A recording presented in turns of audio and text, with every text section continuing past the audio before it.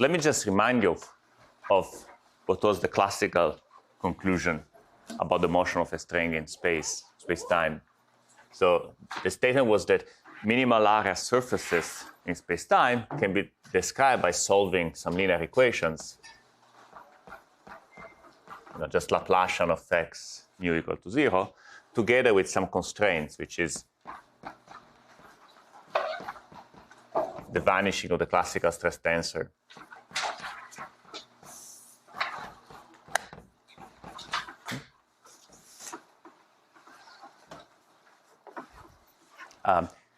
These are constraints because if you take a derivative of this, like if I take the bar of this, it vanishes because of the equations of motion.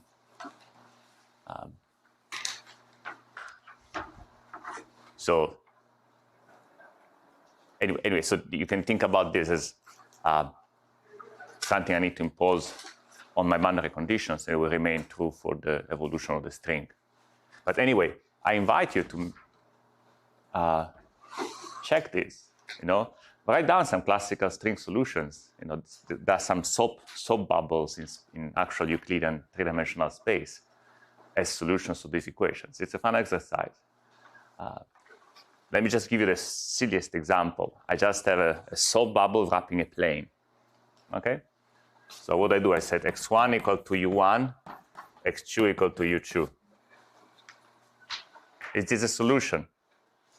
Yes, when I write this in complex coordinates, this looks like z plus z bar over 2. This looks like z minus z bar over 2i. So when I do del x1 is 1 over 2.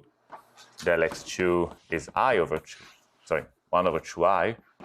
And the square of this plus the square of this vanishes. Okay? So you can definitely write actual minimal surfaces solving these equations. So you should try to find solutions in R3 instead of R2. Now, in order to do something quantum mechanically, we need to figure out how to impose these constraints properly. And the proper way to do it is to use ghosts. And we'll start discussing ghosts in the second half of this lecture.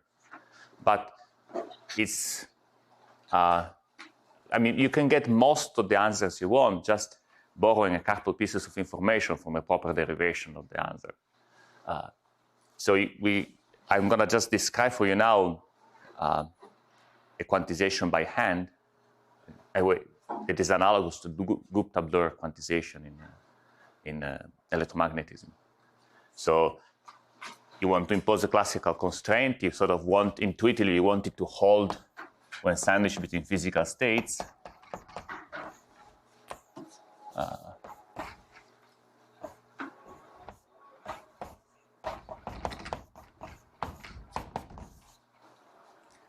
And one way you can try to make it happen is that the positive modes of T annihilate the physical states from the left, and that negative modes of T annihilate the physical modes from the right. So you can try to impose equations like Ln acting on physical modes equal to 0 for positive n, and dually Ln acting on physical modes in the future is to 0 if n is smaller than 0. For the 0 modes, you have a little bit more latitude. Let's say I had them kill these physical modes.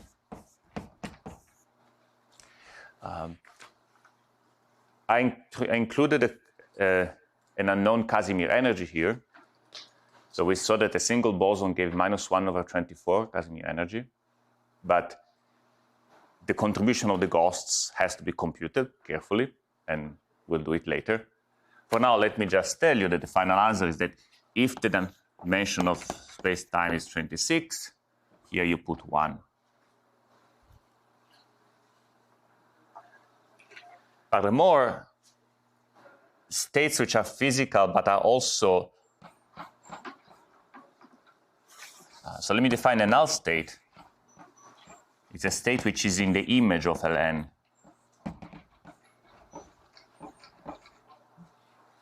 A state which is physical and null will have 0 inner product with physical states. So you want to throw it away in order to have a well-defined inner product on your Hilbert space. So the statement is the space of string states. When you study it by hand this way, is the space of physical states divided or quotiented by the space of null states.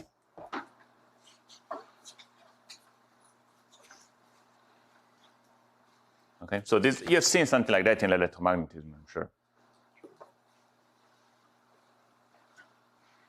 So let's try to use this definition and apply it to the sort of space of states of 26 free bosons on the cylindrical worksheet. So I wrote down the Fock space yesterday. Let me write it again. I have a bunch of ground states for the Fock oscillators, which are against states of translations in space-time. Here now I'm going to put a space-time index on my little p. And then I have descendants.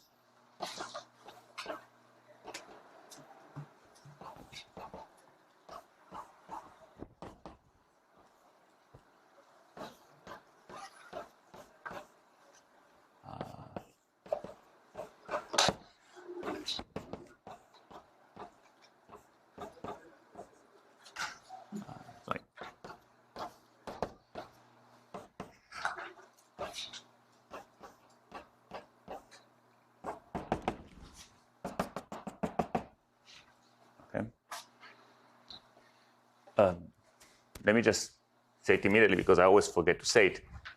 I write the constraint for t. I also have the constraint for t bar, of course.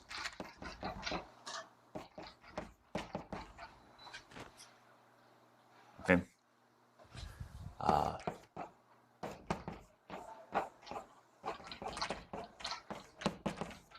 And null states are these, or things that are in image of Ln or Ln bar, either. Okay? Sorry. Whenever I say something about the unbarred oscillators, there is the same statement to be made for barred oscillators. I try to always remember to write it down, but sometimes I forget. Any questions? Mm-hmm. What are the commutative indices on the oscillator operators? Oh, sorry, you're right. So we are quantizing scalar fields like this, right? So now when you expand them out, you're going to have this sort of thing that I was writing yesterday. I don't remember all the truants and i's.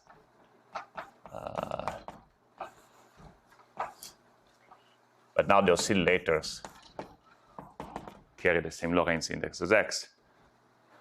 This suggests immediately the possibility of some troubles, because now the commutators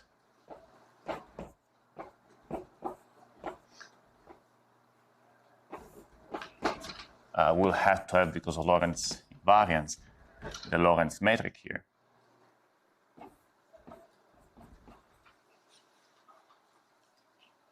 So I risk, if I work in a Lorentz invariant way, I risk getting some negative norm states. Because, for example, if I try to compute something like this, and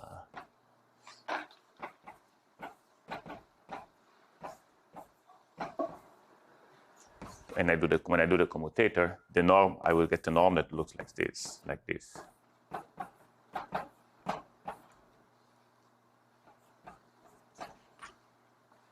So you can see that the zero component of the oscillators risks creating states with negative norm. You should be very worrisome. Happily, it turns out that once you restrict yourself to physical states and quotient by null states, all the inner product becomes positive definite. This is a very non-trivial statement. It's a hard theorem. it's analogous to what you saw in QED. Right? In QED, the Fock space, the Fock space created by the modes of the gauge connection had some null states, right? But then the quotient of physical states by null states gave a positive definite inner product. I'm not sure I see how a null state could be physical, since its overlap with any physical state is 0. Indeed, that's why I'm quotienting them away. But, like, it's a quotient in a way that has to... Are you unhappy about the name physical? I'm not sure. If we said there can be null states... I can change this name. I can call them constrained or, I don't know, pick a name. I'm happy with whatever name. Whatever it is, the string states are this quotient. Okay. Right? I mean, it's perfectly possible for a state to be annihilated by L and be in the image of L. We will definitely discuss such states momentarily.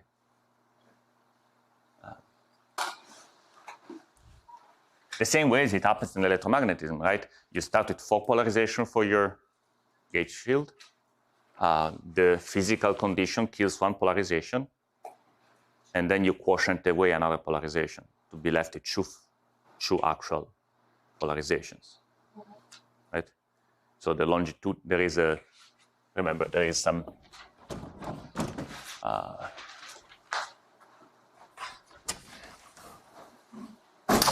right, in QED, right, you have some polarization vector, right? The physical condition, the constraint imposes the polarization is perpendicular to the momentum, right? And then you quotient by polarizations which are parallel to the momentum. So let me write that. So a physical, the analogues of the states here are polarizations which are annihilated by a momentum, and the analogues of null polarizations are polarizations which are proportional to the momentum. And because p squared is 0, it's perfectly possible for something to be both physical and null. Right? So, for example, if the momentum was 1, 1, 0, 0, right? The physical, so the constraint only leaves things that look like A, B, C, right? And then the null are things of the form A, 0, 0. And so you're left with 2 degrees of freedom. Any questions? I will say something completely analogous here. Indeed, if we are doing open strings instead of closed strings, there would be a photon in the spectrum, and we would be doing literally this.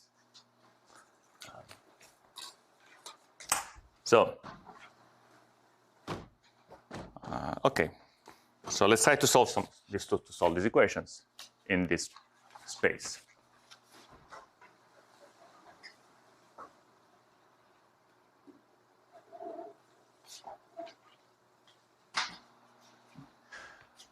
The first constraint I want to impose, because it's very convenient, is the vanishing of L0 minus L0 bar. If you recall, the states are the same eigenvalue for L0 and L0 bar, but the holomorphic or anti-holomorphic oscillators raise either L0 or L0 bar. Essentially, L0 AN is minus N AN, which means they can immediately throw away everything which does not have the same amount of oscillators on the 2 sides. It's called level matching.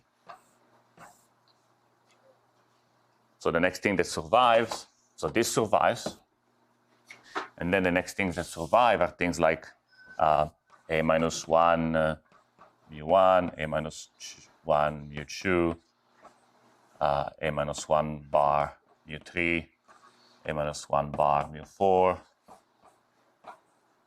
or things like a minus 2 mu 1, a minus 1 bar mu 2, a minus 1 bar mu 3, t, etc.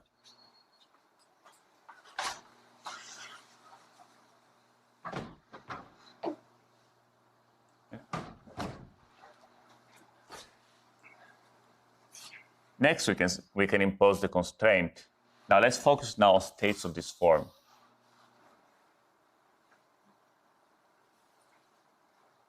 So L0 minus 1 acting on a state of this form tells you that p squared equals to 1. Sorry, there was a sign, wasn't there?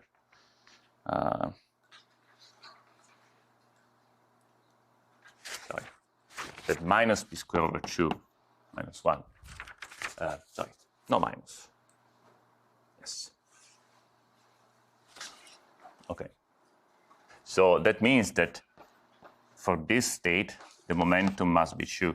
The momentum square must be 2. These states altogether can be thought of as the modes of a scalar field in space-time with negative mass squared.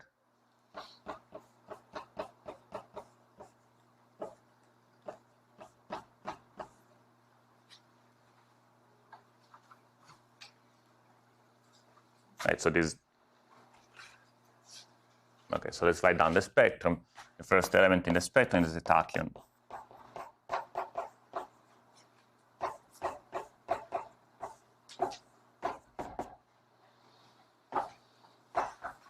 You can check that all of the other constraints are automatically satisfied because the LNs automatically kill the ground states. I mean, the lowest, the oscillator ground states, because the LN always contains some positive. The positive LNs always contain some positive A, which annihilate the P's. And furthermore, these can never be in the image of some LNs because there is nothing else on top. So we are done with our constraints. These are definitely in the spectrum. Sorry, where did the first constraint come from? I just combined these two.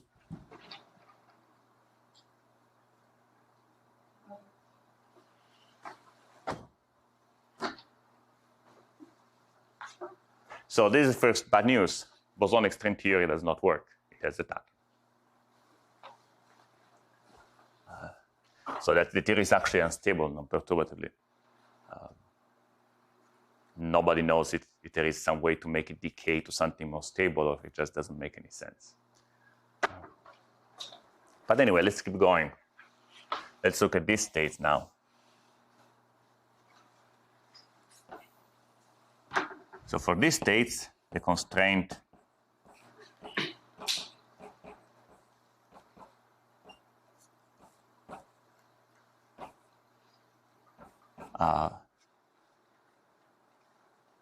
now tells us that p square vanishes.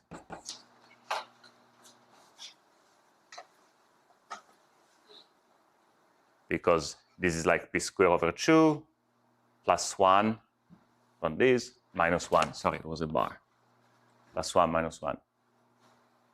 So if we can get any physical states, any string states from this mode, from these states in the Hilbert space, they will describe massless particles.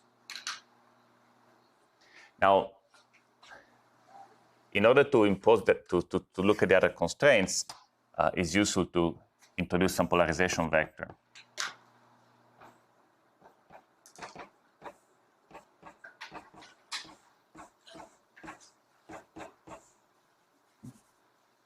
So the only constraint that really matters involves L1 or L1 bar, because again, L2 is automatically going to kill the state.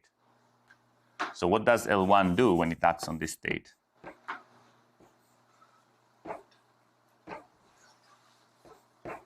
well, it commutes across A1, A minus 1, and then annihilates this. And when it commutes across L1, so there is a commutator which gives A0 mu, which is the same as P mu. So as a result, this constraint tells you something like P mu epsilon mu nu A bar minus 1 nu P equal to 0. So let me write here the constraints.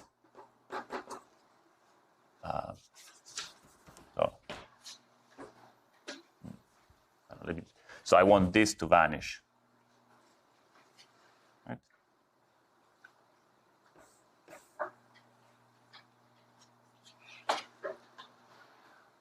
So the physical states will have to satisfy this constraint on the polarization that vanishes. On the other hand, if I compute L1, if I look for null states, I can look at L1 acting on A bar minus 1 mu P. This gives say lambda mu. This is just some other polarization vector. Then this gives me P mu lambda nu A mu minus 1 A bar mu minus 1 P. So null states are the ones for which the polarization is proportional to P mu. I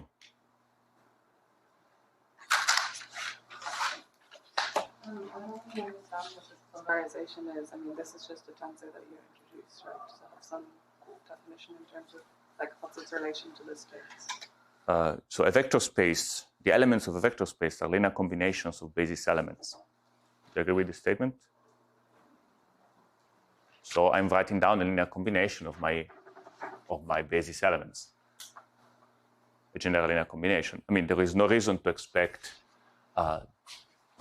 these equations to be solved by the basis elements. Right? I need to impose the equations on linear combinations of the basis elements. Now, the whole space is graded by the eigenvalues of L1 and L minus 1. So when I take these linear combinations, I don't need to take infinite linear combination of every possible state. I can consistently take linear combinations of the states which live at some eigenvalue of L0 and L0 bar. Because the equations will never, the equations involve operators which just shift the eigenvalues by some amount. So if I'm trying to solve some linear equations in a vector space, and the vector space is a direct sum of pieces with different grading, and my linear equations preserve the grading, or shifted by a constant amount, I can look for solutions in each degree separately. So the most general thing I can do is I can take linear combination of these ones and look for a solution.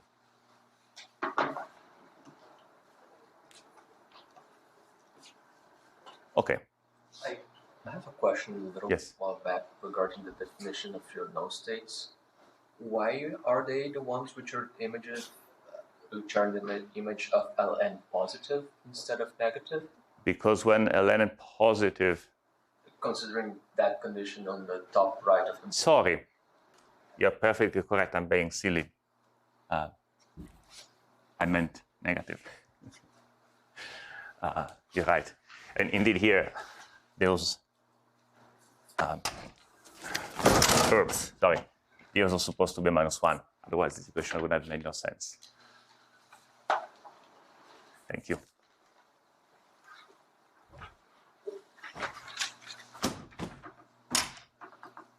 Okay, so the next level, I will not give a name yet to these states, but I think so the form epsilon mu nu a mu minus 1, a bar nu minus 1, p, such that p squared is 0, and p is orthogonal, the polarization is orthogonal to p, and the polarization is defined up to shifts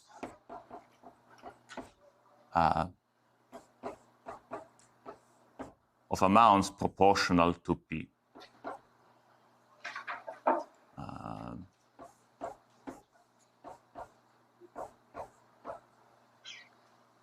So this comes from null states which are generated by L minus 1.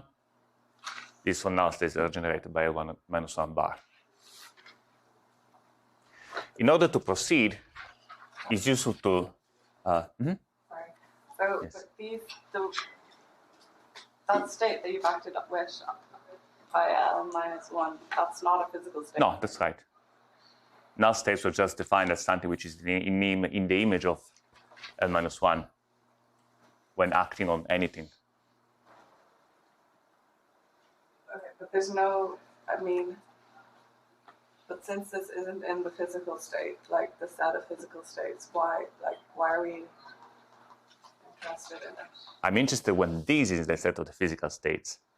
I don't care about these being in a set of physical states. This can be in the set of physical states, right? Precisely because, well, when does this happen, right? Let me contract with this P. When are these null states physical? Well, P squared equal to 0, so this term drops out. And also P has to be perpendicular to lambda. Lambda bar, sorry. So this definitely can happen. So it's useful to, so this polarization, I'm creating states which carry some Lorentz indices. It's useful to decompose them into representations of the Lorentz group. So in particular, I can decompose this polarization vector into a traceless part, into a trace part. So I can take eta mu nu, a mu minus 1, a bar nu minus 1, p, an antisymmetric, a symmetric traceless part,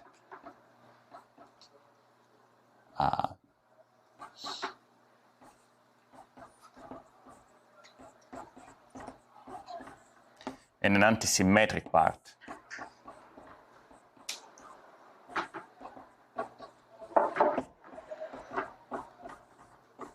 So symmetric traces, I mean that epsilon mu nu equal epsilon nu mu, and also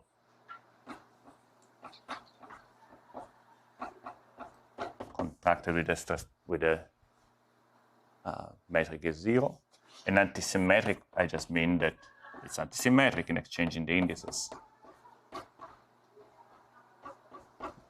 So given any tensor, I can always decompose it into these pieces. And I can ask, so once I do that, well, I need to be a little bit more careful if I want to, okay, this, because I want this to be true, right? So I need something a little bit more careful here, something like epsilon mu nu, eta mu nu, minus, what do I forget?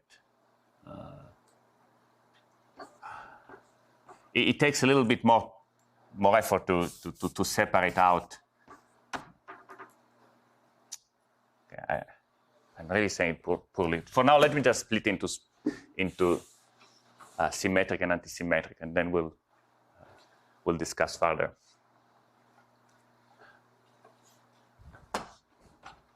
How to split out the trace. It's a bit messy, actually.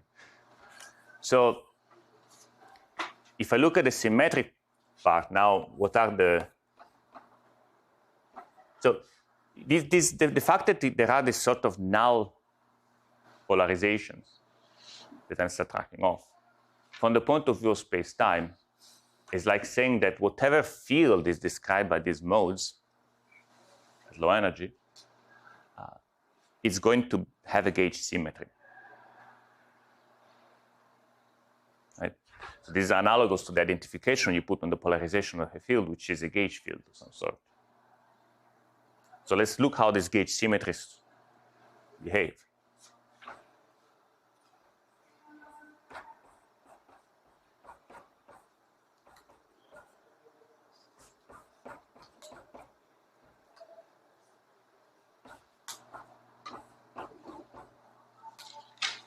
So I guess something like that.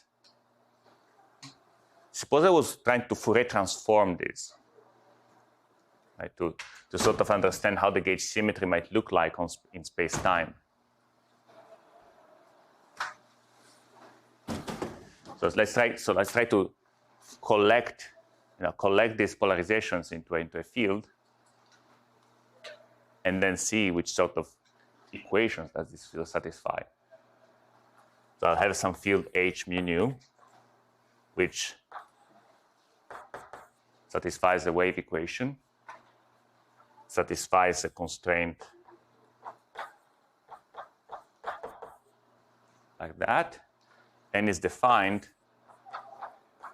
up to shifts of this sort.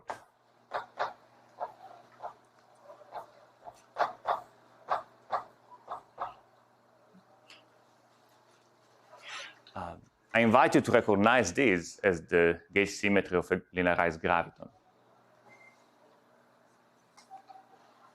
So if I study general relativity and I take the metric to be a small fluctuation of a flat metric, I write down Einstein equations and I impose appropriate transversality constraints, I end up with something like this. In particular, if I do a diffeomorphism, an infinitesimal diffeomorphism, the fluctuation of the metric will transform just like that. Now, if you do things carefully, actually, you will find that inside here there is both a fluctuation of a metric and a scalar field. So if you study infinitesimal perturbations in general relativity, you get a field like this, which also satisfies some tracelessness constraint. So all in all,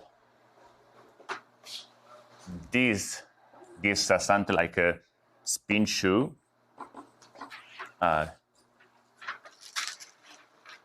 graviton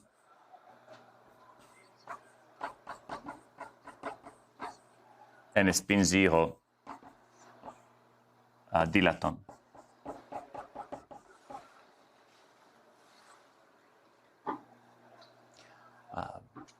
Is like both? Yeah, so you can disentangle them with a little bit more work, but the formulas are a bit messy.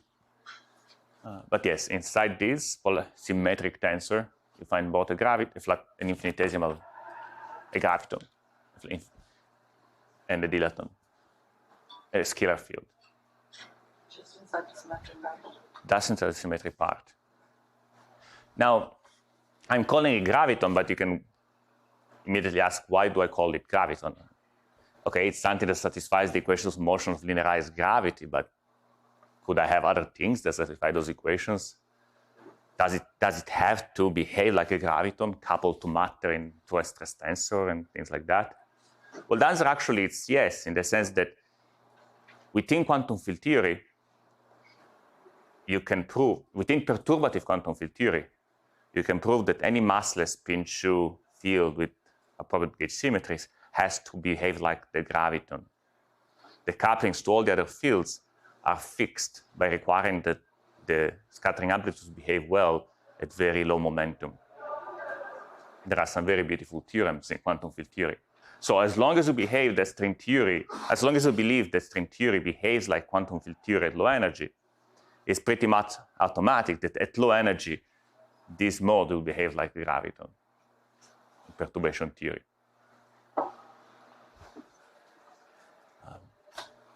Now, if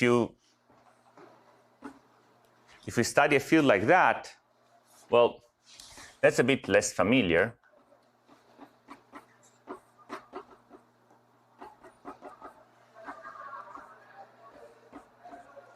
called the Kaldramon field, I think. So it's a field which has two indices, antisymmetric, and which has a gauge symmetry.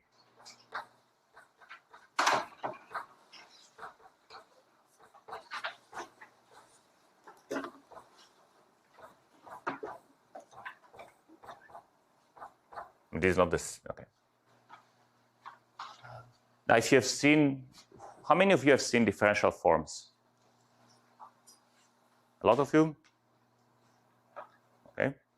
So differential forms are a convenient way to study things like, to study objects such as the connection of a gauge field connection. This field, which has two antisymmetric indices, can be thought of as a true form. Sort of a true form analog of a standard gauge field. This gauge transformation shifts B by a total derivative. It's again the natural true form generalization of a standard gauge theory gauge transformation. So it turns out that while in 4 dimensions, abelian gauge fields only appear as one forms, in more than 4 dimensions, there is a whole tower of fields which behave almost like abelian gauge fields, which are abelian true-form fields or three-form fields or so on. So this is an example of an abelian true-form field. Now, abelian gauge fields, right, naturally couple to particles. If you give me a one form, you can naturally integrate it over a line.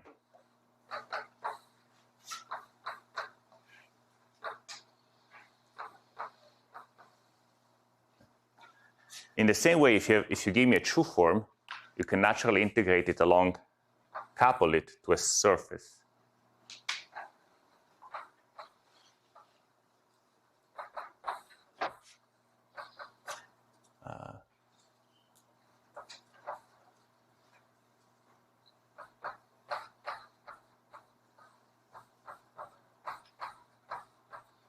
And these couplets are sort of topological. You don't need to have a metric to write them down. So in a sense, it's not that strange to find the true form field in a theory of strings. Right? If you were to ask yourself, what's the most natural field that I could have in a theory which could in principle have some very big string stretched across the universe, well, it would be a B field. And we'll see very soon that there's an example of a sort of a general principle that all sorts of things you can couple a string with appear as dynamical fields in string theory. So, but I will discuss this next week. For now, let's just say that we did this exercise. We found a spin 2 graviton, a spin 0 dilaton, and a sort of spin 1 B field. And all these are massless fields. All of them satisfy p squared equal to 0. Then we had a tachyon, which was a scalar field. And then you get an infinite tower of other string states built from more complicated elements in the vectors in the Fock space. Now, a state like this, for example, will have to have p squared equal to -2. Just to discuss, impose a 0 equal to 1, and so on and so forth. So you get a tower of other states whose masses are 2, 4, masses squared, 6, and so on and so forth, which have very complicated Lorentz indices. So they're sort of high spin, higher spin. But they're higher spin massive particles. So that's not not a terribly interesting statement. I have a question about the B field. Yes. When you say we should think of it as a spin 1 particle, so there's an analogy here that kind of like the B field, which has 2 indices, like the field strength of the gauge field. No, it's just a silly name in the sense that the notion of spin 1, spin 0, spin 2, and so on really makes sense in 4 dimensions. If you are in higher than 2 dimensions, you should label particles by representations of the little group, which in this case is SO24. So these, right. But in many ways, this behaves as analog of spin 1 fields in 4 dimensions. That's all I meant here. That's why I put it in inverted commas. If you write, they're sort of the naturals gauge fields sourced by a string.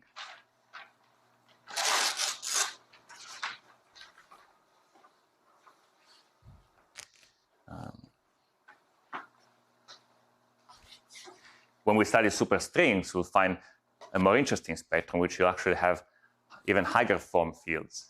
So fields with antisymmetric indices, with many antisymmetric indices. And there will be fields that couple to d-branes of various dimensions. Anyway, let's see. What can I say? Right, so now massless higher spin theories would have been problematic. Again, there are theories in quantum field theory that tell you that if a particle is massless and has spin higher than 2, it's free, and it cannot interact with other particles. But massive higher spin theories are not a problem. Can you tell me a theory where at low energy you find massive higher spin theories, higher spin particles? It's almost every day.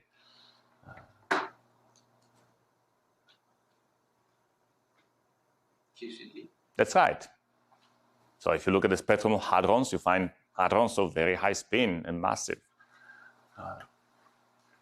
So it's a pretty common thing to have in some low energy effective field theory a spectrum of massive particles of increasing mass and spin.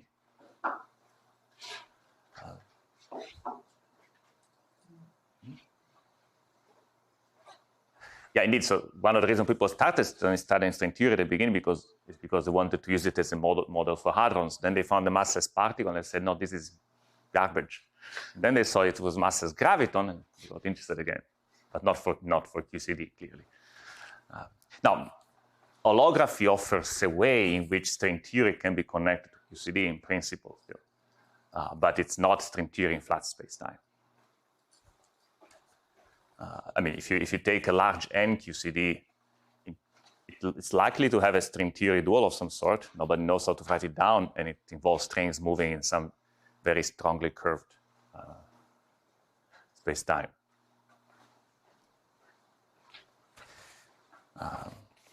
5-dimensional spacetime. Okay, so I think this is all I wanted to say about the string spectrum. Do you have any questions?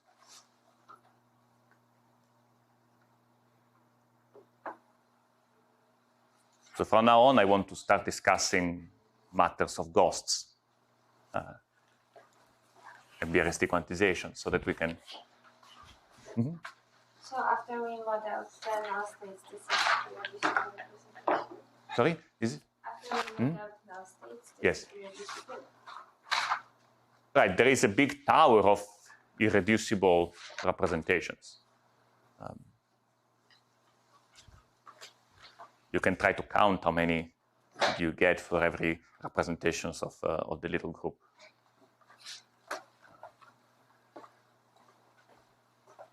Notice that for massive particles, you have,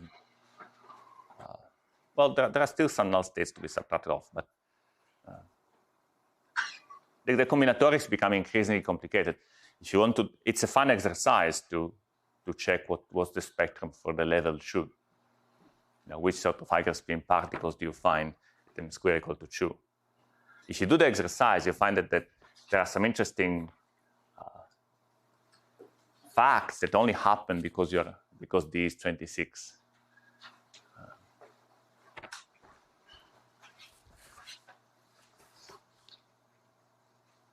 Okay. Now, I always wonder what is the proper way to start introducing ghosts in BRST quantization. I personally feel that it's useful to just be aware of a more general notion, which is that of cohomological quantum field theory. So there's sort of a general machinery that we can use to describe quantum field theories, where you introduce some extra degrees of freedom just as a computational tool, which you really don't want to get rid of at the end of the calculation. So, and cohomological quantum field theory gives you a general strategy to do that. So let me see if I have a clean board somewhere. Okay.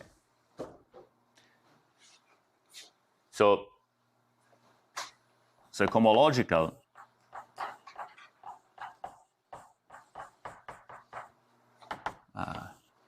quantum field theory is a quantum field theory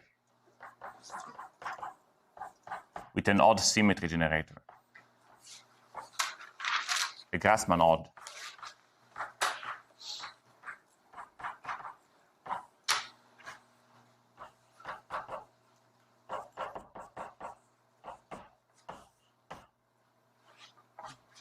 Such that which squares to 0. The Grassmann odd symmetry generator is a symmetry which relates bosons and fermions. We want it to square to 0, and then you take the space of observables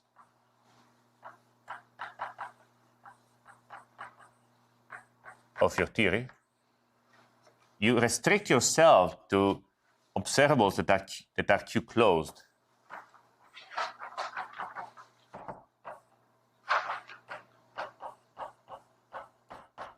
Meaning observables that are annihilated by this symmetry.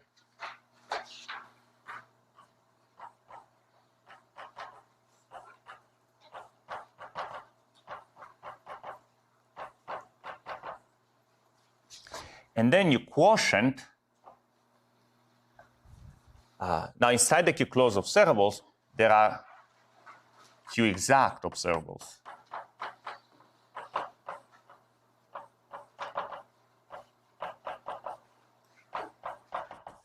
Which means observables that are of the form Q of something else.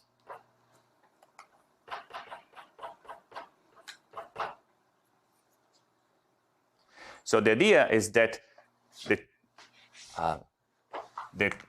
you're looking for the space of Q closed observables modulo Q exact observables. The exact ones live inside the closed ones because Q squared is 0. And say that these are sort of the physical observables.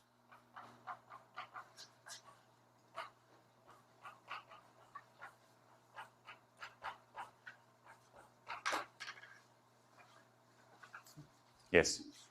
You said that Q generates both bosons and fermions? Q, because it's Grassmann odd, when Q acts on a bosonic observables, it gives a fermionic observable. When it acts on a fermionic observable, it gives you a bosonic one. Okay, so Q acts on the space of observables. That's right. It's a symmetry of the theory. So it acts on the space of observables, and it preserves correlation functions. Right? Which means that if I have something like correlation function of Q01 or 2 or 3 plus, minus plus O1, Q or 2 or 3 plus O1 or 2, Q or 3, say, vanish, right? So what does the symmetry mean? The symmetry is something that has word identities. If you take a correlation function and you add individual on each observable and you add them up, you're supposed to get 0.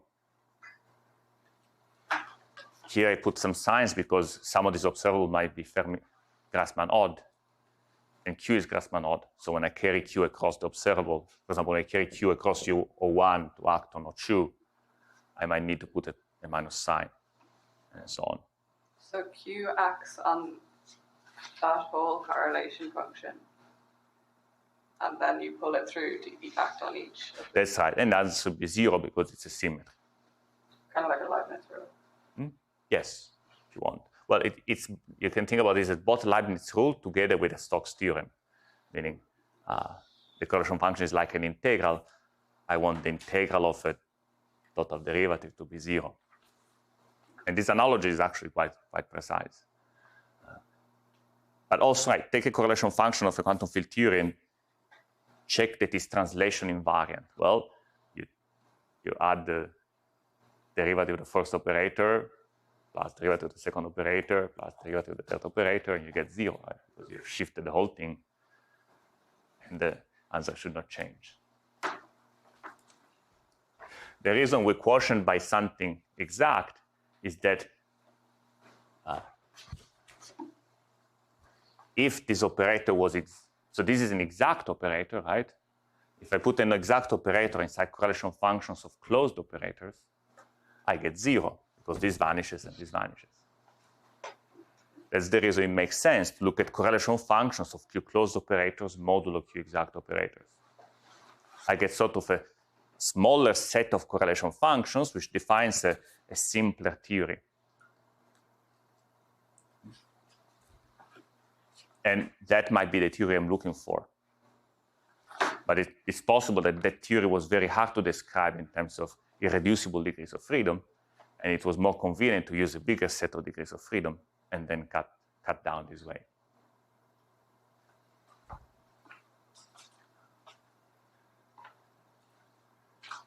Another useful feature of this setup is that if I take my action and I shift it by something which is Q exact, again, so the correlation functions will not change.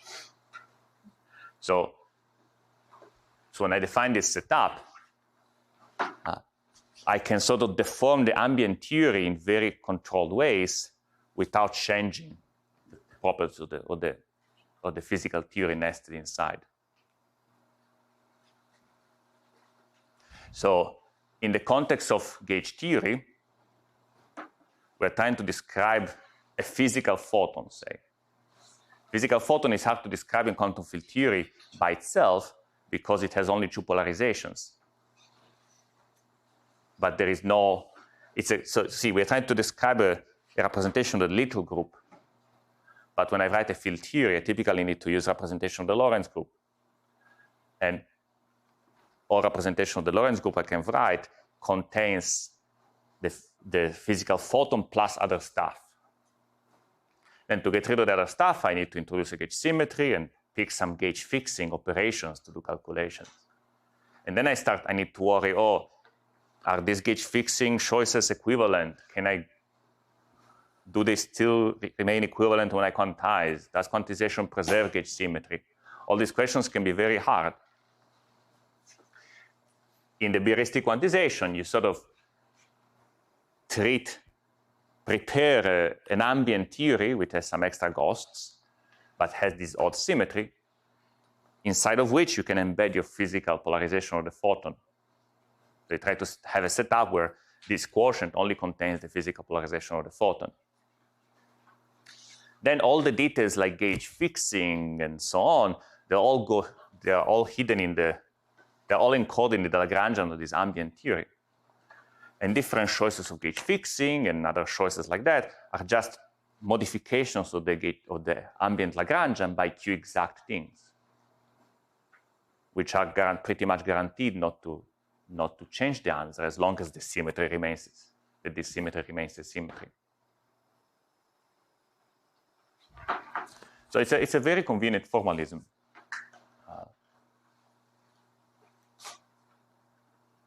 Now, I would like to start illustrating it in situations which are not even a quantum field theory. I mean, the simplest example of this cohomological quantum field theories can be found in 0 dimensions. What is a 0-dimensional quantum field theory? It's just an integral, a standard integral. So a lot of you have done differential forms, so I feel that perhaps using those as an example might be reasonable. So, right, a differential form is an expression like this, some function of on a manifold which has a bunch of indices which are antisymmetric under permutation. And it's convenient to sort of contract these indices with some symbols which are antisymmetric.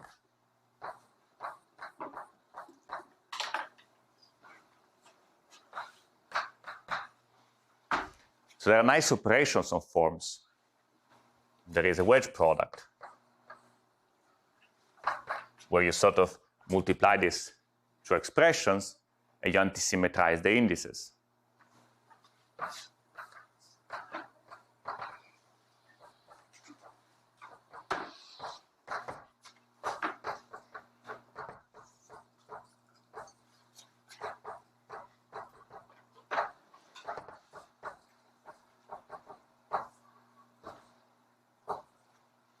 There is an exterior derivative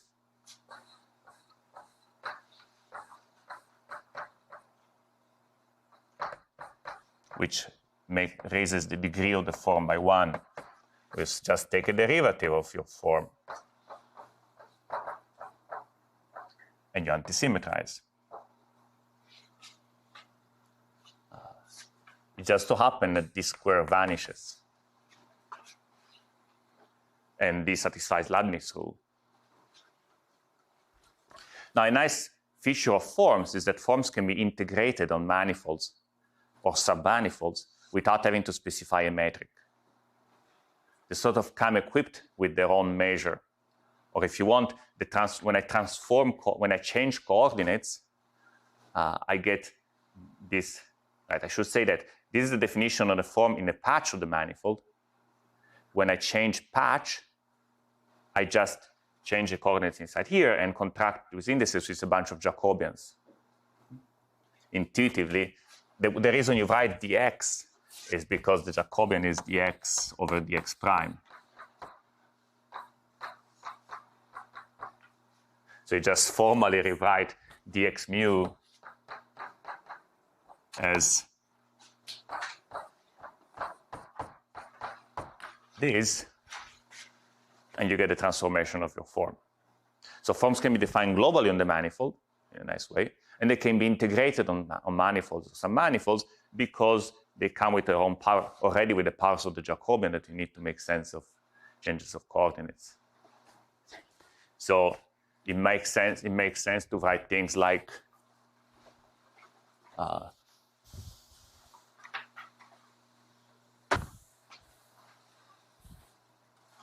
the integral of my manifold, say the manifold has dimension d, of some form of degree d.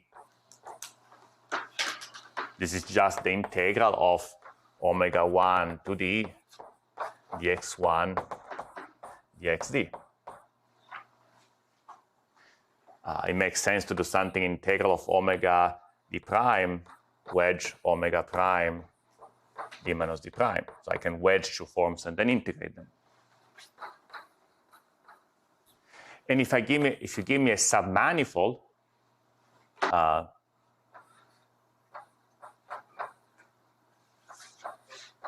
it even makes sense to integrate these forms on the submanifold.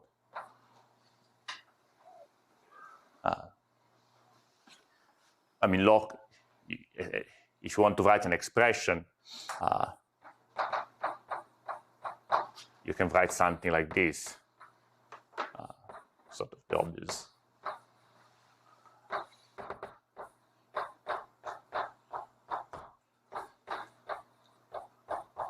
Where these y's are local coordinates on your manifold, and then dy1, dyn.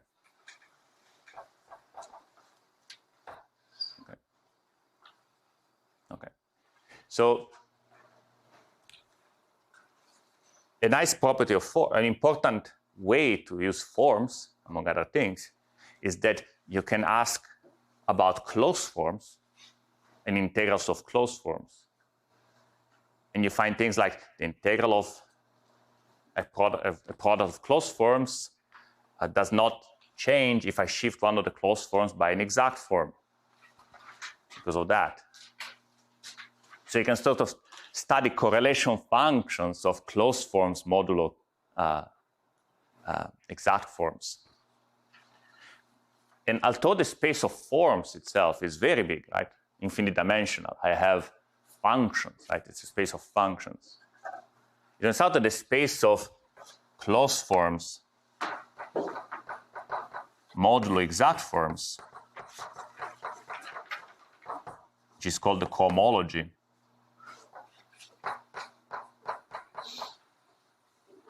it's finite dimensional. It encodes interesting topological properties of your manifold.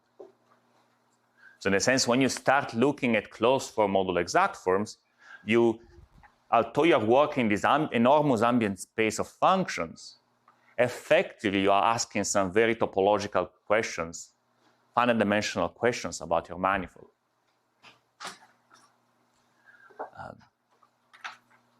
For example, I invite you to look at the space of closed forms modulo exact forms for a circle. So if you have a circle, your forms are just look at the one forms. The one forms are just one function times the theta, where theta is the angle. Asking for, and it's always closed because there are no true forms. So the of the one form would be a true form, but there is no true forms on the circle. Now, when is such a form exact? It's exact when I can write it as derivative of another function with respect of theta, the theta. Now, not all functions on the circles are derivative of another function. One is not a derivative of something. It's a derivative of theta, but theta is not a function because it's not periodic. So the one closed form modulo exact form detect the fact that the circle is not a line, that there is a periodicity, there are loops. So the cohomology captures topological fact about your manifold. Now, it's very easy to write these expressions as a cohomological quantum field theory. What do? I just look at I just add some extra variables, odd variables. So I take my original variables and then add some other variables, and we call them C mu. Secretly, these C mu's are just literally the dx mu's. I'm just gonna give them a different name. Okay? And I say Q, which is secretly D, right? Q of X will map X into C, and Q of C will be 0. Okay? Now, suppose there's some, so your general, what is a function on this space? Right? A function on this space is something like f of x, mu1 to mu n, c mu1, c mu2, c mu n. When I've got some variables, functions are just polynomials. And because the c's are Grad variables, this is antisymmetric. And so this is antisymmetric too. So let's try to integrate something like f mu1, mu d, c mu1, c mu d on this Grassmann, on this manifold. Right? Turns out I don't need a measure because I have dx1 to dxd, and then I have dc1 to dcd.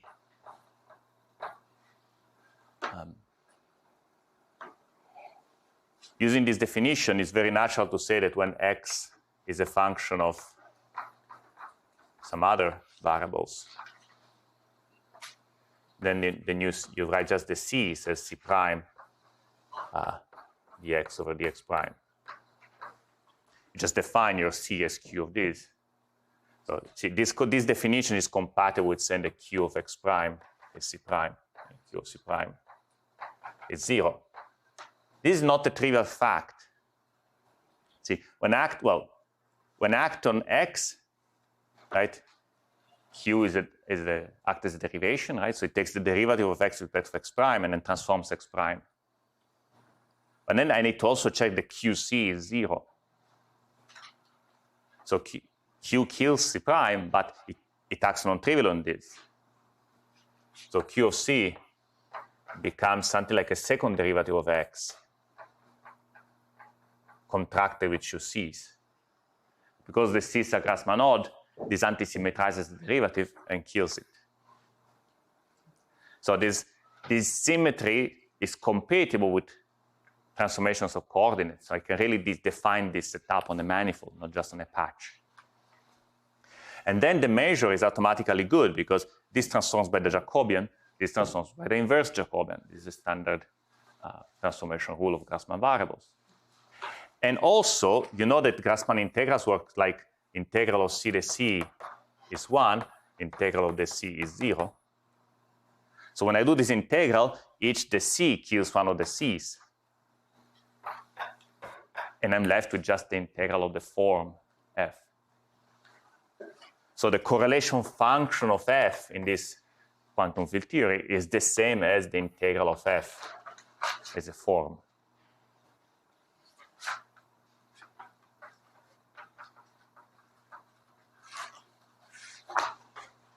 And the product of observables is the same as the wedge product of forms. Q of an observable is the same as the differential of that form. And so studying Q closed modulo Q exact observables here, it's studying the topology of your manifold. So an intuitive way to think about this is that fermionic variables cancel bosonic variables. Here I have as many bosonic as many fermionic variables related by symmetry in a very straightforward way. So locally, in each patch of my manifold, the bosons and the fermions are canceling completely. All that is left is some global information about how these patches are attached to each other. So all that is left is the topology of the manifold. So in gauge theory, we'll have a sort of intermediate situation where, sorry, I'm going badly over time. I don't know what happened. I have some space of fields with some gauge orbits. What I'm really interested in is sort of counting each gauge orbit as one point.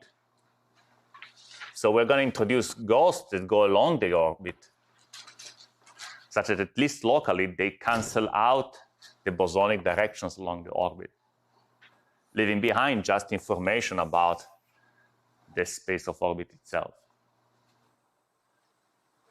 Okay.